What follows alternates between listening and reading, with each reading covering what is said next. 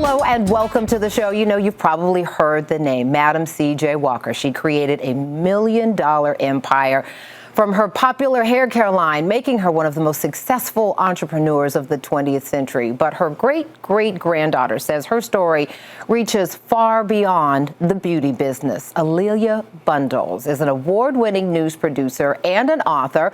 Her love for writing is actually what led her to do research on her own family's history years ago. Now she's on a mission to share the real story of Madam C.J. Walker.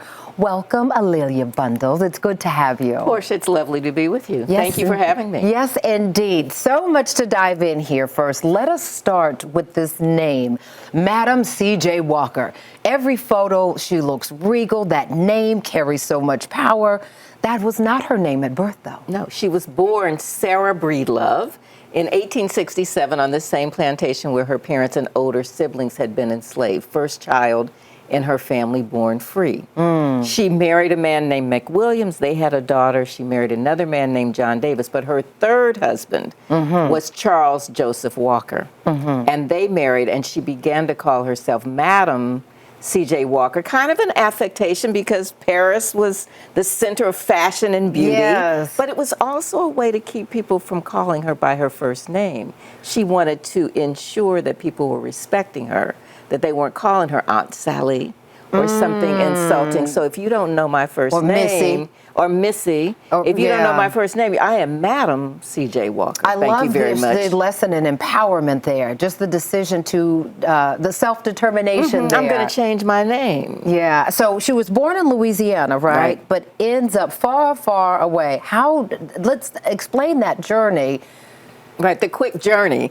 Born in Louisiana, married at 14, she said, to get a home of her own because her parents had died when she was 7. She was living with a sister and brother-in-law. She moved to St. Louis in the late 1880s where her older brothers had migrated in the 1870s, about a decade earlier. Their barbershop was very near St. Paul African Methodist Episcopal Church, and it was the women of the church who began to give her a vision of herself as something other than an illiterate washerwoman. She then moves to Denver, founds her company. She and her new husband, Charles Joseph Walker, travel throughout the Southwest, settle briefly in Pittsburgh, and then in Indianapolis in 1910 is where they build their factory. Wow, wow. And what an amazing cross-country journey. Just not too many families of any ethnic background were making those types of migrations, right? It was south to north. She went south, Midwest, deep west, come on back.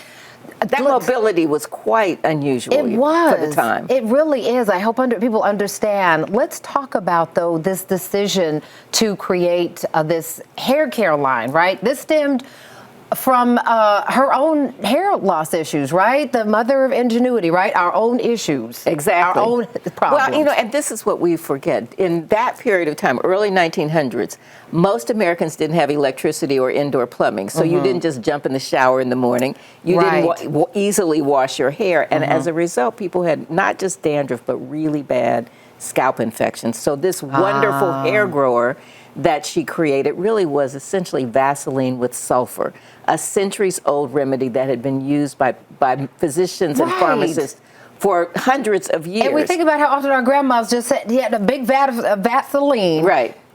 And she turned it into business. But there was sulfur in it, so we know sulfur 8 from years ago. That smelled bad. Yes, but very strong. She had perfume in hers. So you wash your hair with her vegetable shampoo, apply the ointment with sulfur. Your scalp is healthy, your hair grows back. Hence, and so she's wonderful hair grower. And she's doing this all in the kitchen. She's figuring this out. There's no chemistry degree. These are things she figured out on her own. Well, and a couple of things are key for me. Her brothers were barbers at a time when black men dominated the barbering trade. For a while, she sold products that were made by the woman who would become her competitor, Annie Malone. Right. And then when she moved to Denver, still selling Malone's products, but she was a cook for a man who owned the largest pharmacy west of the Mississippi.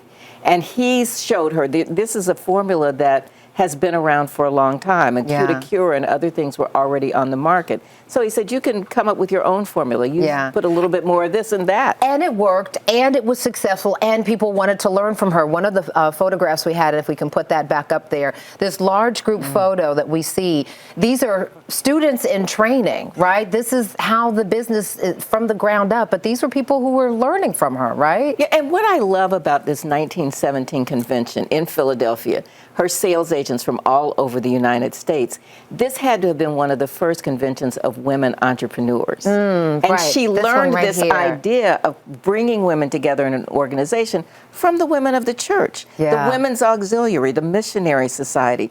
And these women came from all over the United States, the Caribbean, and Central America.